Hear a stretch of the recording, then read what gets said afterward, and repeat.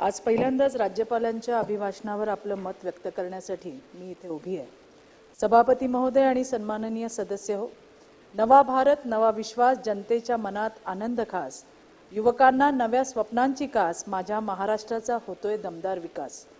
सभापती महोदय, महाराष्ट्र आता थांबणार नाही, महाराष्ट्र विकासाच्या दिशेने दमदार वाटचाल करतोय, त्याचाच प्रत्यय महामहिम राज्यपालांच्या भाषणात आपल्याला अनुभवायला मिळालाय। 15व्या विधानसभेच्या नुकत्याच झालेल्या सार्वत्रिक निवडणुकीत महायुतीला भरघोस यश मिळालं। जनतेने आमच्यावर जो विश्वास दाखवलाय त्यासमोर मी नतमस्तक होतीये।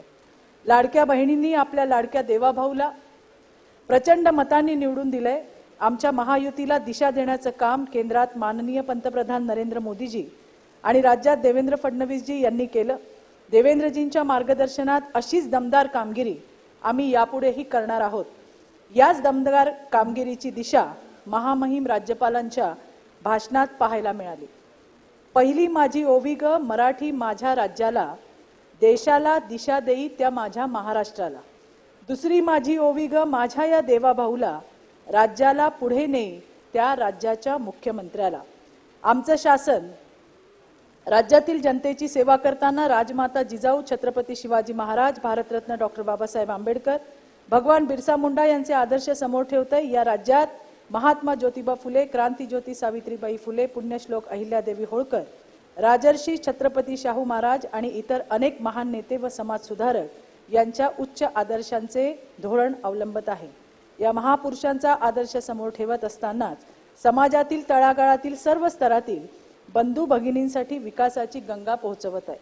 आमचं शासन राज्यातील 21 ते 65 वर्ष वयोगटातील महिलांच्या सक्षमीकरणासाठी मुख्यमंत्री माझी लाडकी बहीण योजना राबवत आहे। या योजनेअंतर्गत 2,34,00,000पेक्षा अधिक लाभार्थी महिलांना दरमहा 1,500 रुपयांचा लाभ होतोय। महिला सक्षमीकरणाचा नवा प्रवाह या निमित्ताने तळागाळात पाहायला मिळतोय।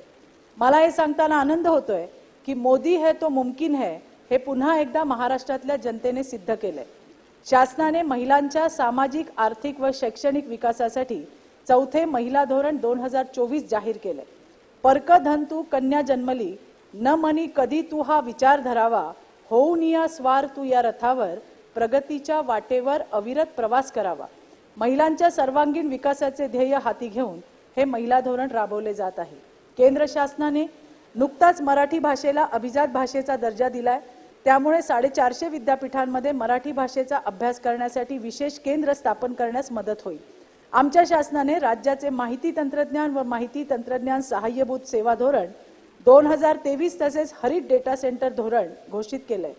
मुंबईला भारताची डेटा सेंटर राजधानी बनवणे हे या धोरणाचे ध्येय आहे। या धोरणाचा भाग म्हणूनच मुंबई व नवी मुंबई क्षेत्रांमध्ये हरित एकात्मिक डेटा सेंटर पार्क उभारण्यात येईल।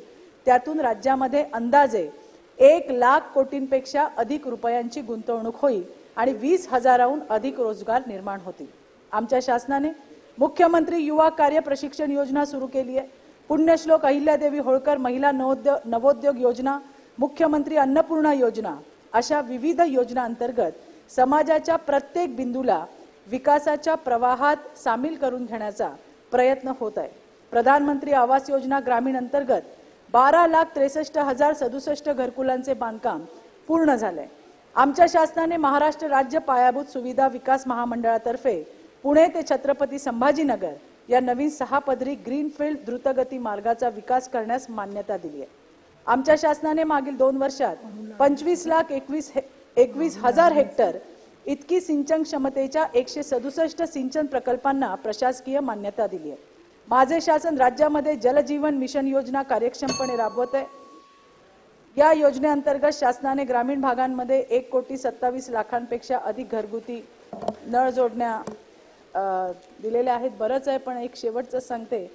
सन्माननीय सदस्य हो, आमचे शासन, माझा पक्ष भाजपा, सन्माननीय मुख्यमंत्री देवेंद्र फडणवीसजी यांच्या नेतृत्वात शिवसेना आणि सन्माननीय उपमुख्यमंत्री एकनाथ शिंदे साहेब आणि राष्ट्रवादी काँग्रेस सन्माननीय उपमुख्यमंत्री अजितदादा पवार यांच्या नेतृत्वात आमची महायुती राज्यातील जनतेला स्वच्छ, पारदर्शक, जबाबदार व निर्णयाभिमुख प्रशासन देईल। याकरता दोन्ही सभागृहांचे सर्व सदस्य शासनाला आपले संपूर्ण सहकार्य व पाठिंबा देतील आणि मार्गदर्शन करतील याची मला खात्री आहे। जय हिंद, जय महाराष्ट्र।